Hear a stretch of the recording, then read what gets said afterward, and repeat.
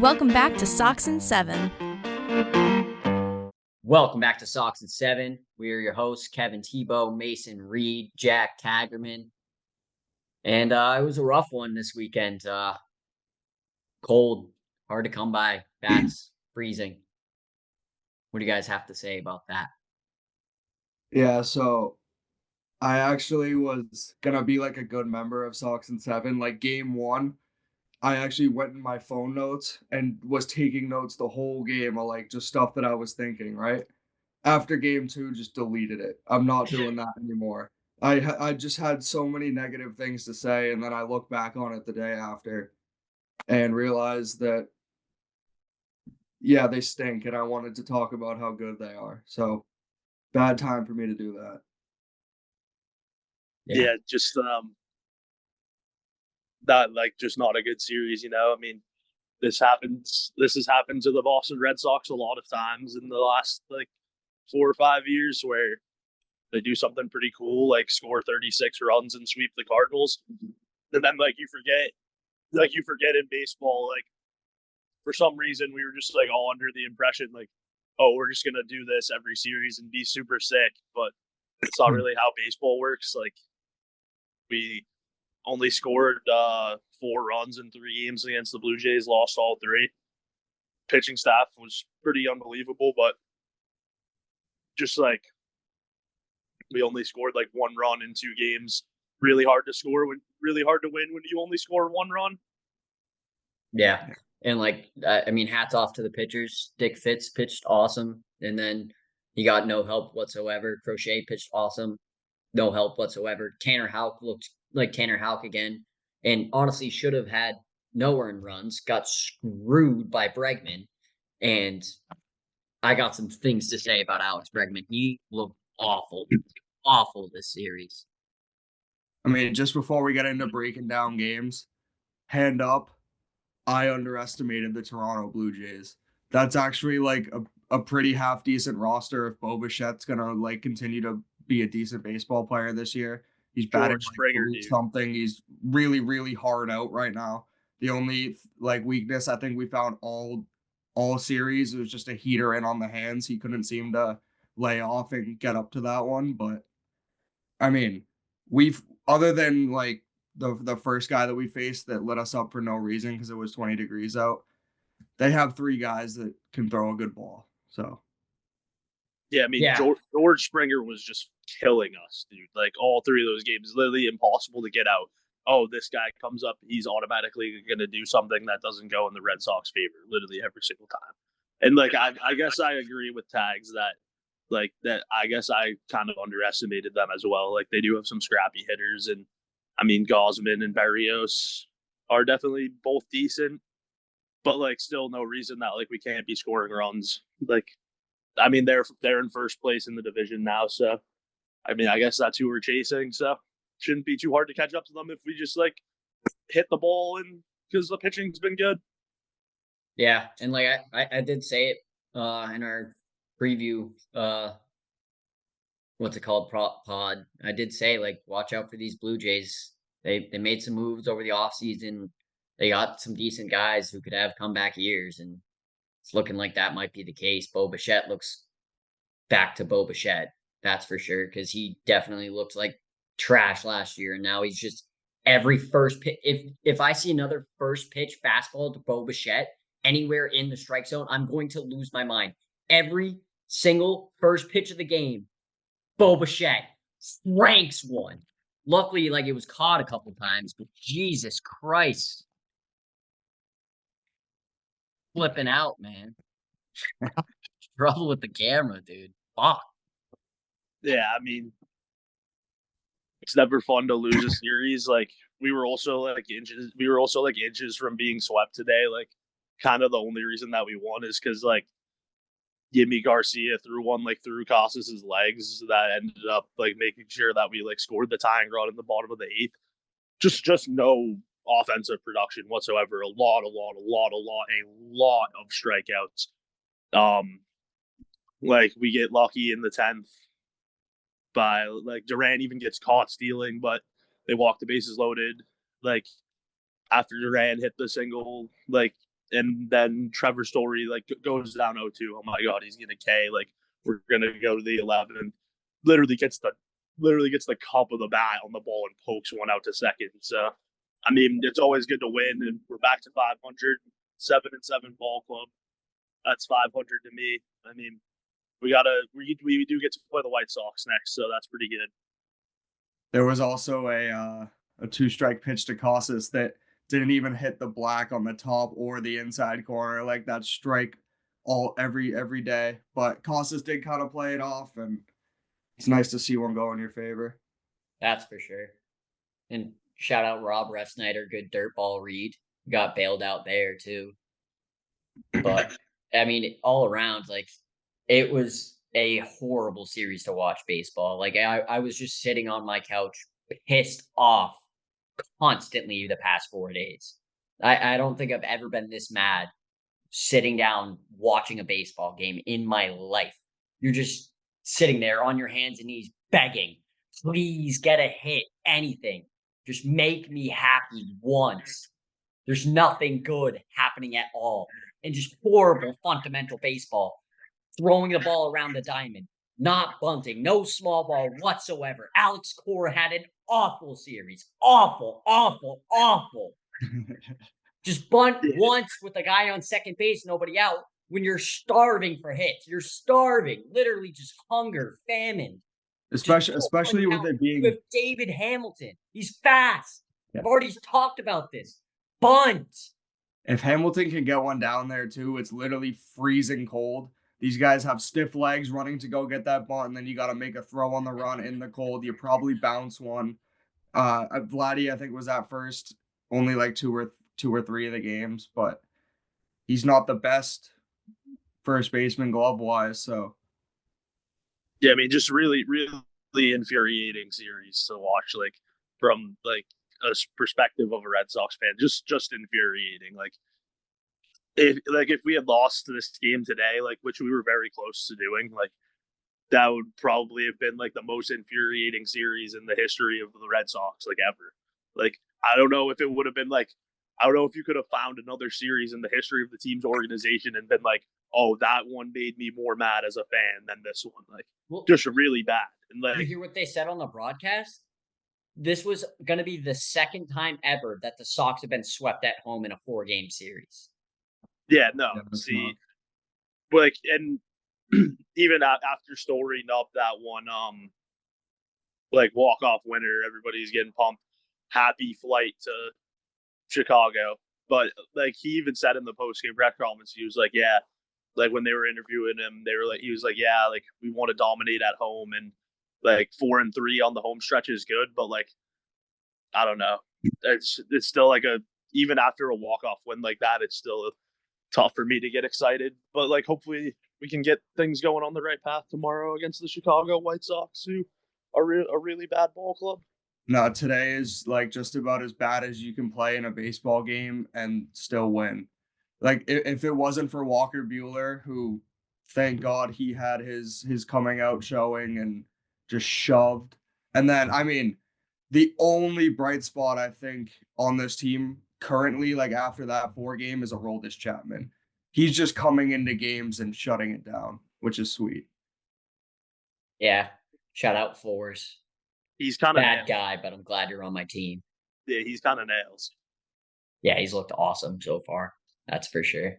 Today was a back-to-back too, and I think I saw in the latter half of his career he's kind of struggled throwing 2 days in a row. So yeah, and he was still letting it pump too. He's still hitting 101 today, even in the cold. Like the cold doesn't clearly doesn't affect him. I don't know why it affects everyone else. Yeah, it was bad, and like I want to get into this last game. Like the first 3 games, like we can basically just say a lot of runs for them, not a lot of runs for us. Yeah. I mean, just poor situational hitting, not putting the ball in play when you need to, striking out ungodly amount of times, and just looking like complete buffoons. The only note I remember from game 1 is, and again, I think we only scored like 1 run or whatever it was, so it didn't really matter. But I think 5 of their 7 runs came with 2 outs. And Yeah, a lot of those 2-out rallies started with nobody on, and they get a dinky little single and then swipe a bag, or they get a walk and then swipe a bag, or they just string a couple hits together. But again, if you're not going to get the run support, how mad can you really be that they're scoring those runs? for sure. And like as much as you want to blame it on the defense, like at the same time, like it's on the offense too. Like you got to score.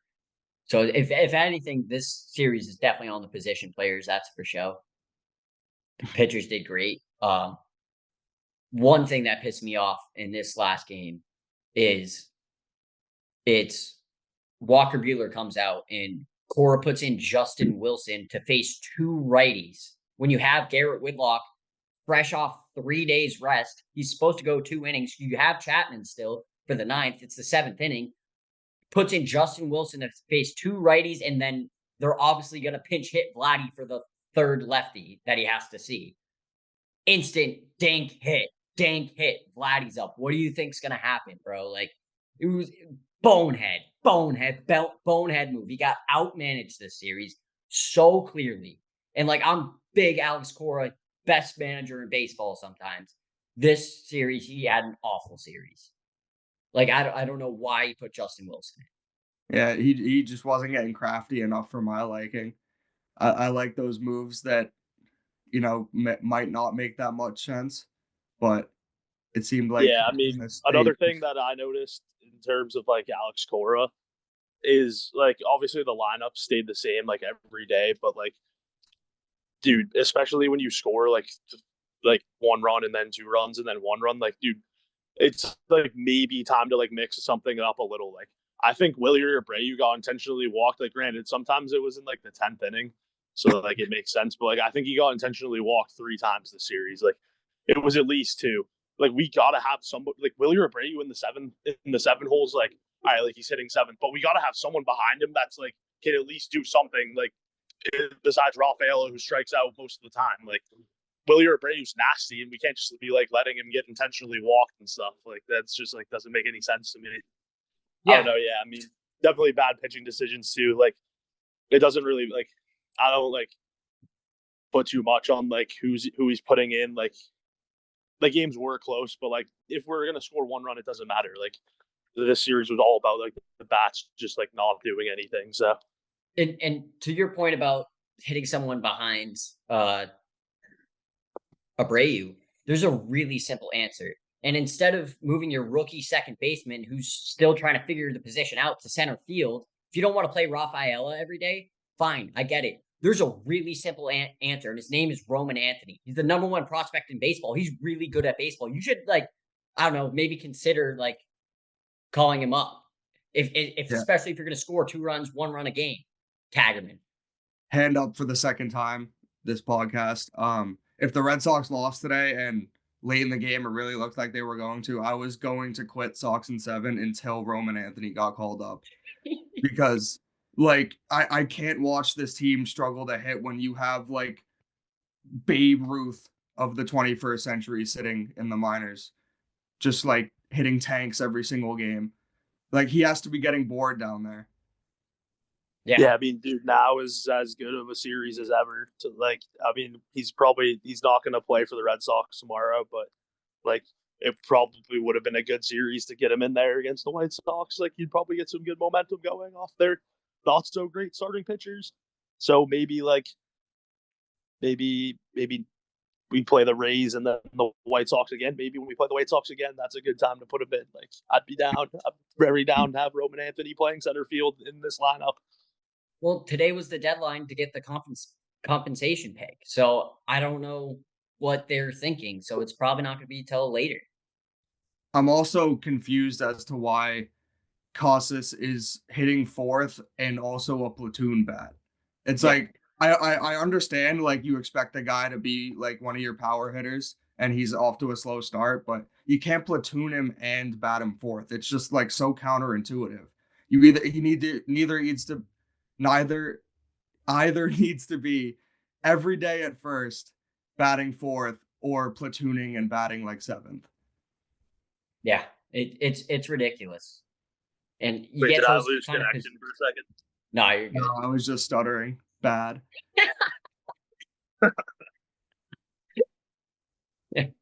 Yeah, no, Tristan Casas is probably like he's definitely like he's not showing me much right now, and I want to like him, but he's making it really hard by like striking out a lot and like not hitting any home runs. Yeah, I mean he's a notorious slow starter, but like it's getting to the point where like, all right, we're getting halfway through April. Once we get to like end of April, like you need to start hitting, or I'm out on Tristan Casas. And like now that Vladdy's signed, like we're not getting Vladdy, so like you need to start hitting, gang.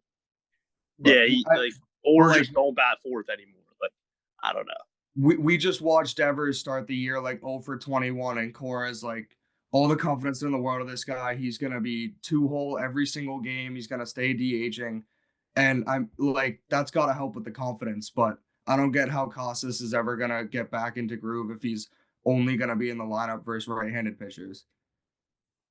Yeah, and the thing that makes me angry about it is like it's very clear that Alex Cora does not like Tristan Casas. Very clear. It's your first baseman, gang. That's what you got. Like I like Romy Gonzalez, but he's not. He doesn't have the potential to like carry us. Like Tristan Casas, like him or not, he does. But he's not showing it right now. But like he's got to. You got to give him a chance. If you don't, then like we're shit out of luck. Yeah. And then Bregman too. I know said you want to talk about him. Like he is just popping out way too much for my liking. Like I think every single time, like almost every time that I've watched him, he hits a pop up to the infield or like shallow outfield, and it's really pissing me off. Like he did not have a good series. Casas obviously had a horrible series. Like, and that's your 3 and 4 hitters. So like, I mean, when your 3 and 4 hitters don't hit, it's not like really a surprise that you don't score that many runs. But yeah, I mean, the two of them really need to get it going this weekend for sure. If we came out today and scored like 6, 7, 8 runs, I was ready to attribute the whole series to the cold, especially the like Bregman played in Houston forever. Is it any warm there? Campbell, like Georgia Tech, Georgia native, it's real warm down there. I was ready to attribute like not being ready to play in the cold, but the bats were just as dead as they were today that they were the 3 games prior. We just happened to get the pitching for a win. Yeah, it's really what it is. Got lucky. Rob reached on an error. Like, really got lucky. That shows what happens when you put the ball in play. You got to stop striking out as much. Yeah, we were tweaking pretty bad. Like when it got to the bottom of the 8th, we were down 2-1. Like I was just saying, please, like please, please, like please, and then like, I mean, I guess our wishes got granted, but like I'm just like even after like a walk off win, like I'll say it again, I'm still just like not that excited. Like we just didn't play that good of baseball this year. This series, we like kind of deserved to get swept in a 4-game series. But like that's the good thing is that we get to play the White Sox next. I'm pretty pumped to play the White Sox. I don't know about you guys. Like they're really bad. Yeah. But like at the same time, I just know like we're gonna stroll into Tropicana Field and probably get swept. Like I just at this point I just feel like we're cursed to 500, Bill. Like it's just every time that I get any bit excited about the Boston Red Sox, I just come crashing back down because we score 2 runs over 10 games. It does feel that way. It's ridiculous. And like anything less than a 3-game sweep of the White Sox here is gonna feel like a loss. And I'd be willing to bet the Sox are thinking the same thing. I'm looking at the White Sox team stats right now. Their batting average leader is batting 163. The best guy they have is batting 163. Yeah, I mean, dude, I'm sure. I think I looked at their 3 pitchers this series. Like, I'm sure that you've never heard of any of them tags. Like, no, I guarantee you I haven't. I actually just had to look at the first name of Miguel Vargas to make sure it's Miguel. Yeah, like, dude, like this is just a team like you've literally never heard of these guys that are going out on the bump to pitch for them. Like, who are their 3 starting pitchers in the series, Steve? Yeah. Game 1, it's Davis Martin. Who was that? Game playing? 2, Who's playing? It's pitching? It's former Red Sox legend Martin Perez. All right, like, dude, Martin Perez, like, come on. And then game 3, I don't even know. Shane Smith.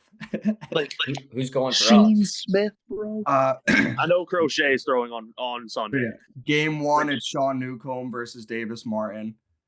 That'll be tomorrow at 7:40 p.m. Eastern.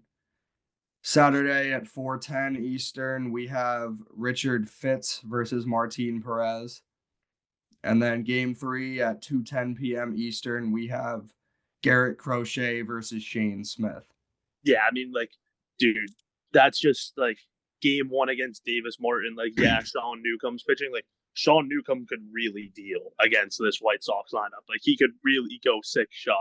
And like, we're Davis Martin, bro. Like, I get it. Easton Lucas diced us the other night. Like, we were kind of talking shit about Easton Lucas on the last podcast, and he threw 6 scoreless with like 10 Ks or like 8 Ks or something.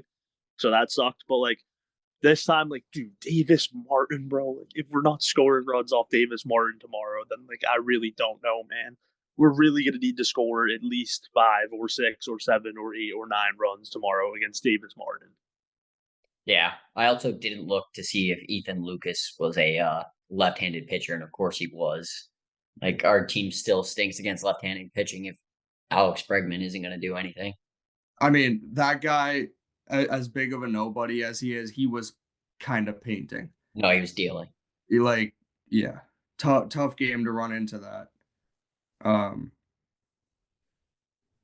But yeah, like this White Sox team, and I'm sorry to all the White Sox fans out there, especially the kind gentleman that was sitting in front of us on opening day, but this team is horrible.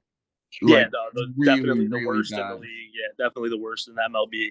And like, they're 2-10, and like, they should be 2-13 not very long from now. And if they're not, like, that's a disappointment for us. Like, you really got to take advantage of these series. Like, I know it's early in the season, but like, this series and next weekend when we play them again, like, that's 6 games that you could look back on and be like, oh my god, thank God we swept the White Sox 6-0 there. Like, if we had dropped one of those, like, maybe that pays dividends in the long run. Like, at least beat these guys like 5 times. Like, 4 times is like bare minimum.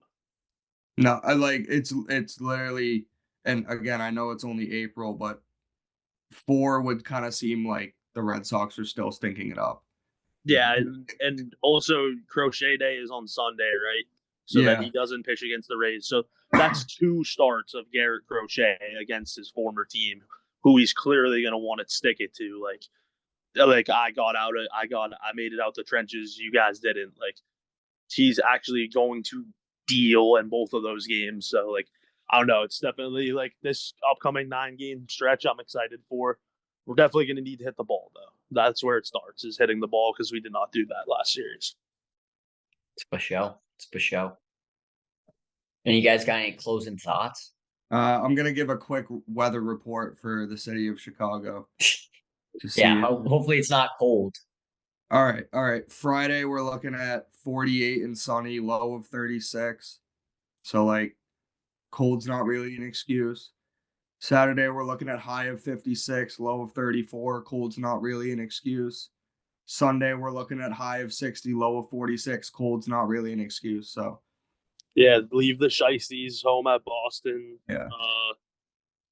Yeah, we don't need any hand warmers. We don't need like any heaters or anything. Let's just go and play baseball, man. Yeah. If I see us, if somehow by some miracle we make the playoffs and I see the Shiesties come out in October, I'm walking out of the stadium. No, that is something that was kind of in the back of my head watching this, because this is October weather that we just played in. So, and like I texted you guys, like game 1 or game 2, they seemed like so unprepared for the cold. I mean, the bench guys are wearing jackets on the bench, and we put Shiesty masks on, and it looked like that was the only changes that we made. Yeah, I don't know. I mean, I guess my closing thought would be like, it definitely stinks to play so bad. But like, this season's been literally like, we're only like 14 games in. We're 7-7. We started off on opening day at the highest of highs, fell down to the lowest of lows. back up to the highest of highs against the Cardinals and all the way back down to the lowest of lows. Like, we've already been through the ringer, so like, I mean, it would really be nice to like even out at like a plateau where it just keeps going up like this instead of like all that.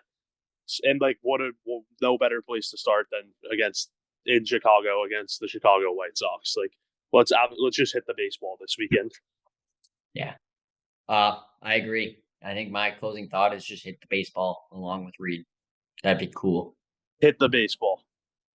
Yeah. Score runs. Yep. Score runs, base. double, single, walk, home run. Hits with runners in scoring position. Yeah. All that good stuff. I mean, and even after going on the roller coaster all the way back down to the lowest, we're only one game back of the Blue Jays and the Yankees. Like, where it's not like we're already chasing a bunch. Like, and I'm sure that the team that they're playing this weekend can't possibly be as bad as the one we're playing. So that's a good sign as well. That is. I do want to give a quick shout out to Red Sox legend Quinn Priester. He went five innings today, 5 hits, 1 earned, 2 walks, 4 Ks. Couldn't get the run support for a win. Brewers lose 7-2 to the Rockies. But shout out Quinn Priester. Also, the Pedro stuff. Pray for Pedro's family, man. Yeah. Pray for Pedro's family. Red Sox legend for sure. Love that guy. Yeah. And lastly, we signed Yasmani Grandal to a minor league deal. I did see that. See ya, Blake Sable. Yeah. Get off my team, buddy. Yasmani Grandal's kind of tough. Quick tidbit about Yasmani Grandal. He has 0 speed in the show. Literally 0. No, he's pretty good, though. He can kind of rake a little bit and is good defensively. So, I mean, I wouldn't mind him, like, getting into form and starting to hit pretty well and finding his way into the lineup. He could be kind of a dog. Just a veteran catcher would be nice. Someone who can, like, be counted on to do anything. Yeah, because we definitely are missing that catcher and, like, also in other positions where guys need to hit the ball, and what better time, I'll say it again, what better time to start doing that than against the Chicago White Sox this weekend. So let's sweep this series, at least. If we somehow like get unlucky and lose one, let's at least win and get on here like happy next time with like an above 500 record, and then go to Tropicana, fuck up the Rays, play the White Sox again. Things could go up for us here, boys. I'm feeling pretty good. Like Steinbrenner, not going to Tropicana. Oh yeah. No, things could be looking up for here. I mean, I guess it is good to win today. Like, I was talking about how like, oh, we won today, but I still don't even feel good. But I'm feeling a little bit better now. Like, these next 9 games over the next week and a half, good things could happen for us here. Yeah, I hope so. Because if not, I'm going to be pretty mad. Alrighty. We will see you guys Sunday night after the White Sox series on Crochet Day.